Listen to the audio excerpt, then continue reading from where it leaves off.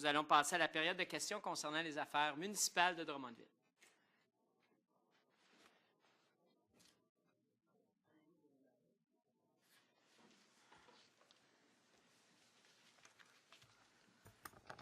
Michel Théroux. Bonsoir, Madame Théroux. Je vous remercie, moi aussi. Alors, voilà, je veux vous remercier pour le 8 mai, la résolution que vous avez votée. Oh, si je suis émue. Et je vous remercie également pour la prise de position, tout le conseil qui a appuyé le maire concernant les quatre règlements qui ont été présentés par le ministre, c'est ça, et que vous vous êtes positionné vraiment en défaveur de ça. Vous avez dit, il faut les retirer. Alors, je vous remercie pour ça. Tout le conseil. Et je remercie particulièrement le maire, avec tous les maires de la MRC, par rapport à la résolution qui a été adoptée. Je crois que c'est lundi dernier, une séance spéciale concernant les résiduels, les matières résiduelles. Alors ça, je trouve que c'est une belle affaire et soyez-en remerciés. Je vous souhaite bonne chance là-dedans. Maintenant, si vous permettez, j'ai que petites affaires. Ben oui. C'est important, on est là pour ça. Alors, voilà. J'ai plusieurs questions, mais je pourrais aussi laisser la place aux autres. Okay. La mise en contexte. Il y avait une conférence ce soir sur la maison commune à Saint-Charles. Je regarde le papy de Saint-Charles. L'encyclique... Ça va rester, ça? Oui, ça va rester. L'encyclique du pape François. La planète, la Terre, tous les êtres vivants se la partagent, riches comme pauvres. Or, nous avons affaire à des consommateurs insatiables et à des exploiteurs de ressources qui, au fond, appartiennent à tous. Les ressources appartiennent à tout le monde. Aussi, je crois que non seulement le gouvernement du Québec, et là j'avance là-dessus, doit retirer les 4 règlements pour encadrer l'exploration, l'exploitation et le stockage des hydrocarbures, mais aussi retirer la loi 106. Il faut qu'on arrête, qu'on cesse cette exploitation-là. Rien, nulle part. Nous avons des sources d'énergie telles le soleil, le vent, l'eau. Il faut les utiliser. Quand c'est le profit qui guide nos décisions, on s'égare et les argents qu'on pense gagner, on finit par les perdre. Si c'est ça, agir avec pragmatisme, comme disent certains, on repassera. Alors, voici maintenant où j'en viens. J'ai beaucoup de peine parce que, voyez-vous, 6 arbres coupés au parc Waudiat, immenses, des mastodontes, 2 qui ont été retirés au printemps. Ça fait 8 immenses arbres coupés au parc Waudiat. Ça fait très mal pour une personne qui parle de végétaliser Drummondville et tout ça. Pourquoi avoir fait ça? Je pose la question. Pour 2 raisons. La principale, c'est que ces arbres-là étaient malades. Nos services ont malheureusement dû en arriver à cette évidence-là. D'ailleurs, moi, j'ai été interpellé à quelques reprises par des citoyens du parc, mais des citoyens qui habitent en face aux 50 de la rue du Pont, et j'en faisais part au directeur général, qui nous signifiait qu'il y a des branches qui tombaient et qui étaient près des gens qui étaient dans le parc, donc qui s'inquiétaient, qui nous disaient, ben, faites quelque chose avant qu'il arrive de quoi de grave. Donc, nos services l'ont affiché, ont informé. Donc, il y a des arbres qui vont les remplacer. Je vais laisser le directeur général peut-être donner plus de détails sur ces détails-là, sur cet élément-là. Je pensais que vous aviez demandé le micro à votre collègue. Ah, excusez. Je pensais que vous aviez de quoi ajouter. Donc, c'est une question de maladie et de sécurité. Maladie. Moi, la chose... J'ai pensé qu'il y avait la maladie, mais j'ai regardé la grosseur des troncs et tout ça, et peut-être qu'on aurait pu couper quelques branches, et planter des arbres tout de suite à côté, garder les gros, couper quelques branches, mais planter des arbres en attendant que... En d'autres termes, c'est faire les deux. Faire les deux. planter des arbres et puis élaguer un peu les autres doucement, faire une vérification et puis pas enlever toutes ces grosses affaires Vous mastodontes. savez, je peux vous dire une chose. Ouais. D'abord, on a inscrit à notre planification stratégique l'adoption d'une politique de l'arbre, alors, Ouais. qui sera amenée au Conseil. Les gens y travaillent. Vous m'avez vous-même envoyé des documents aujourd'hui que j'ai transmis à ces gens-là et aux intéressés. Donc, il y a un travail qui se fait. Et ça, ce sont des éléments qui seront encadrés par une politique de l'arbre. Au niveau municipal, la meilleure façon d'agir, c'est entre autres en se dotant de mécanismes, de procédures. Donc, on coupe un arbre, on le fait de telle façon, on en plante 2, ou bon, etc., etc. Donc, on y travaille, mais ces arbres-là seront remplacés là, dans le parc Audiat. Je comprends là, la date et tout ça. Ce que je peux vous dire, c'est qu'il n'y a personne à la ville de Drummondville qui dit « Oui, on va couper des arbres, dépêchons-nous ». Ça, il n'y a personne. Ça, j'en suis arboriculteur, certain. C'est pas, la décision n'est pas Ouais. prise par n'importe qui, par un élu qui pense que la branche ce sont des spécialistes qui ont des compétences que nous n'avons pas. Oui, Mme Marquis. Je voudrais quand même ajouter, parce que je les côtoie assez bien, l'équipe là, des parcs espaces verts, puis les arboriculteurs, là, soyez assurés que ce sont des passionnés de l'arbre et qui ils tiennent à notre couvert forestier, là, sans doute encore plus qu'à vous. Là, il y en a qui ont planté eux-mêmes et les ont vus grandir. Actuellement, on a eu les mauvaises nouvelles que la grille du frêne était rendue dans notre région et ils se désolent de ce qui va arriver à nos arbres dans notre milieu. Donc, si on dû abattre ces arbres-là, c'est vraiment parce qu'il n'y avait pas d'autre choix. J'en suis intimement convaincue. Et puis, on plante chaque année énormément d'arbres. C'était peut-être pas à côté, mais soyez assurés qu'ils s'organisent pour avoir un équilibre dans nos parcs. Merci. Est-ce que vous pouvez les planter plus gros que 1 pouce ou 2 pouces? Même pas 2 pouces. 1 pouce. On a une plantation là, donc on en plante régulièrement. Je ne sais pas combien on en a dans notre plantation, mais c'est ceux-là qu'on utilise, M. Adam, quand c'est possible. Quand c'est possible. Certaines essences, oui, puis d'autres, on les achète. On essaie d'avoir des calibres quand même assez gros, mais qui sont vraiment transplantables. J'en ai déjà transplanté, moi aussi. Assez gros. 1 pouce de diamètre, c'est pas beaucoup. Vous avouerez. Je pense que moi aussi, je vais être mamie quand je vais pouvoir les admirer. Faites attention, okay? Parce qu'il y a papy, mamie, mais il y a oui. la vraie conjointe est dans la salle ce soir. Pas le temps, là, parce que vous allez voir qu'elle ne laissera pas faire ça. D'accord, je suis bien d'accord. Je ne ferai rien dans ce sens-là. Alors, vous connaissez le rôle des arbres. Ils sont essentiels avec les changements climatiques. Ils protègent contre la chaleur, l'humidité, l'effritement des sols. Ils purifient l'air et l'eau. Or, lorsque je suis venue vous rencontrer il y a quelques séances du Conseil, je vous ai demandé pourquoi vous n'avez pas planté d'arbres lors de la réfection des rues. Brébeuf, Célanise, des écoles, puis, bon, Saint-Damas. Mais vous m'avez répondu que vous en aviez planté. Alors voilà, on a pris des photos. T'allais faire le tour, pris des photos. Là, je me demande, puis les photos révèlent vraiment, disons que c'est bétonné. 6 millions. C'est parce que, entre autres, là, sur la rue Célanise, ça va se faire au printemps. C'était pas possible de procéder actuellement, là. C'est clair. En même temps. Moi, j'ai averti tous les citoyens là, qui m'ont interpellé à cet effet-là. Alors, donc, il y avait Brébeuf, Célanise, des écoles. Enfin, moi, je regardais ça, ça doit avoir coûté 6 millions avec Saint-Damasque à peu près. Je ne sais pas, je n'ai pas comptabilisé, mais ça doit tourner autour de ça. Alors, on est quand même bétonné, puis on est en 2017 avec tout ce que c'est qui s'en vient à un changement climatique. Alors, je me suis posé, c'est pas un reproche, là, je me suis posé la question sur la façon que les choses se font. Comment est-ce que c'est coordonné entre les différents départements? Est-ce qu'on travaille en silo ou est-ce qu'on travaille en coordination pleine? Ils sont tous dans la même équipe. Les arboriculteurs font partie de l'équipe des travaux. Ils sont aux travaux publics. Ils sont aux travaux, oui, mais oui. Est-ce que c'est coordonné, ça, M. Adam? Oh, oui. M. Husk? Oui.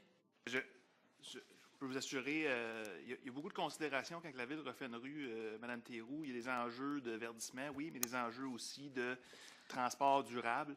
la place des piétons, la place des cyclistes, la largeur de rue, l'apaisement de la circulation, tout dépendamment de la rue qui est refaite. Oui. Donc, il y a plusieurs critères qui rentrent en ligne de compte pour avoir témoigné du travail de l'équipe municipale.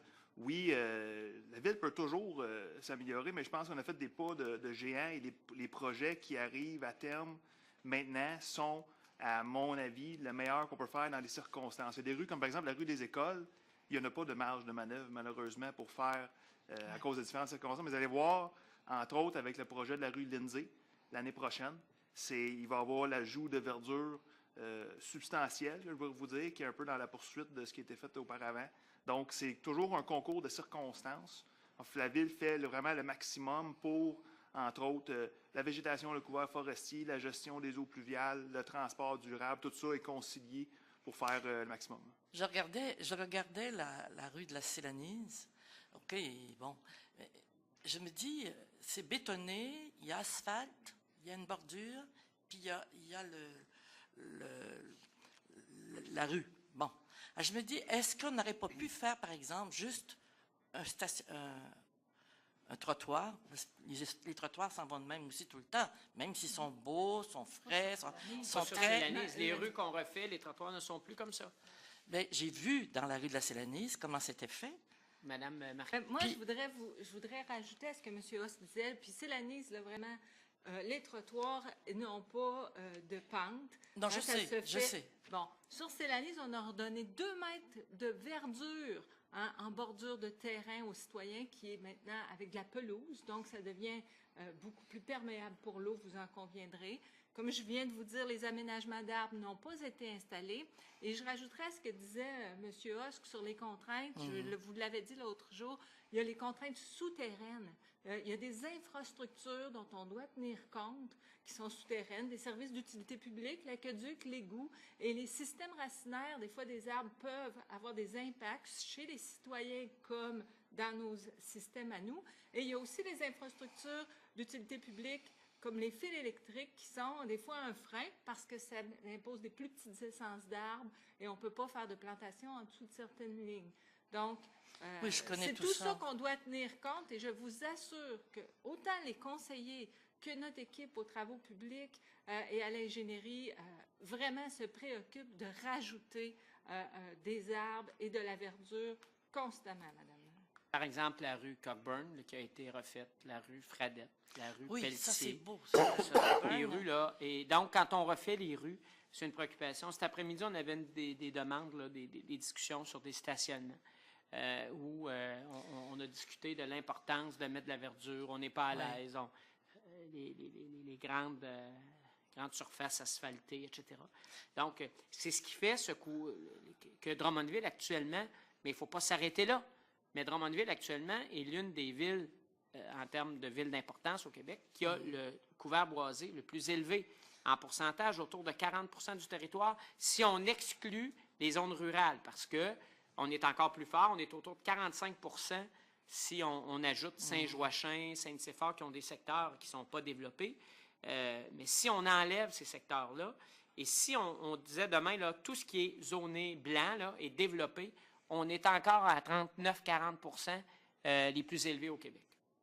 Mais ça, c'est des statistiques intéressantes, mais on pense qu'on peut faire mieux et on va continuer d'améliorer les choses. Mais on ne peut pas parler aujourd'hui de la rue Célanise, qui est un projet qui n'est pas terminé. D'accord. Mais c'est prévu. Est-ce que c'est prévu que vous enfouissiez les fils ou vous les mettiez dans la cour arrière des maisons? Quand c'est possible, on les enfouit. Oui. L'année, ce n'était pas prévu du tout, là, et ce n'était pas possible non plus. Les coûts pour enfouir, c'est énorme. Et mettre en arrière, vous connaissez le secteur, là, peut-être, c'est des immeubles à revenus, des stationnements bord en bord dans les arrière-cours. On ne peut pas déplacer. Est-ce qu'il aurait pu avoir un... Excusez-moi. Mais ça prend Hydro-Québec aussi pour faire des travaux comme ça. Ce n'est pas la ville qui va assumer des frais de déplacement de ligne électrique. Est-ce qu'il aurait pu avoir juste un trottoir juste d'un côté ou quelque chose du genre? On est en plein centre-ville. C'est très important que les piétons soient sécuritaires sur une artère comme Célanise. Et la même chose pour les voies cyclables. Et je vous le répète, la rue a été diminuée de largeur de beaucoup. On a rajouté de la verdure directement en bordure de rue. 2 mètres, c'est pas rien 2 mètres, là.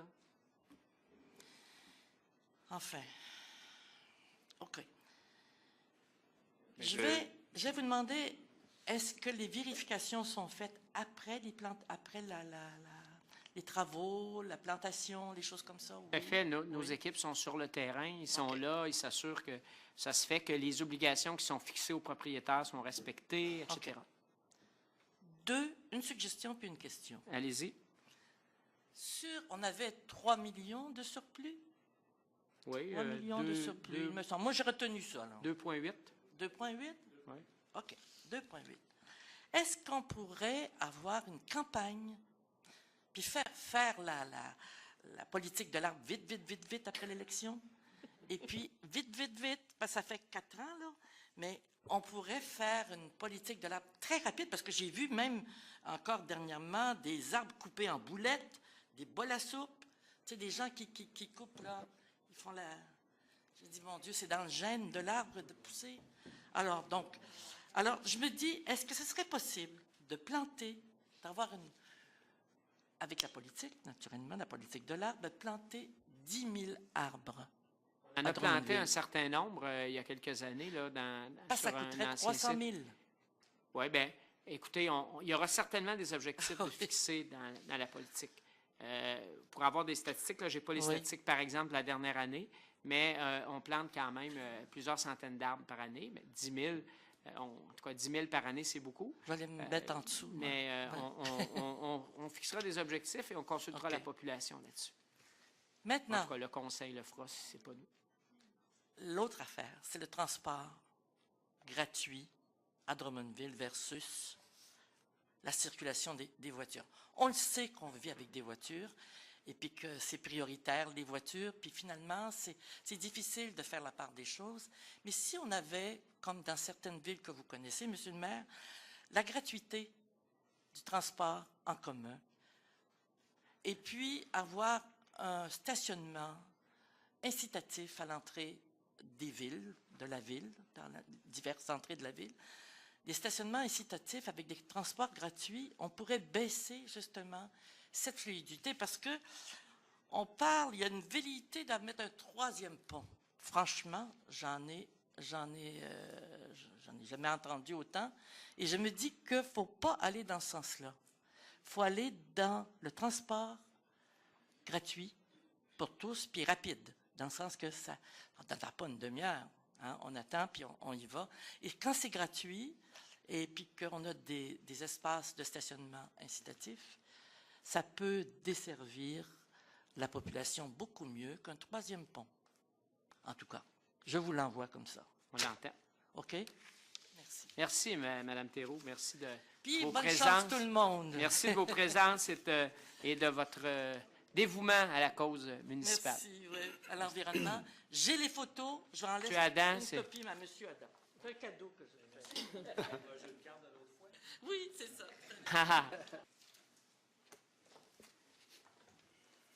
Bonsoir, Henriette Hiergeau. Pas Mme Hiergeau. Inquiétez-vous pas, je ne serai pas longue ce soir. Ah, Je m'associe à Mme Théroux pour vous remercier de vous être associée aux municipalités pour la protection de notre territoire, de notre eau, par rapport au schiste.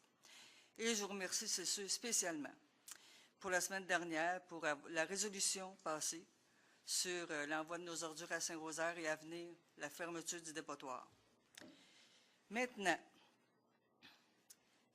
moi, je ne suis pas contre le progrès. Je regardais un article dans l'Internet sur l'agrandissement de l'aéroport, puis je suis contente de voir que ça va aider la ville, c'est beau. Mais cet agrandissement-là grossit les risques aviaires. Par contre, je vois un beau côté à la fermeture prochaine du dépotoir, en 2020, parce que en fermant le dépotoir, les goélands vont choisir un autre trajet, donc on n'aura plus de risque aviaire. C'est ma réflexion.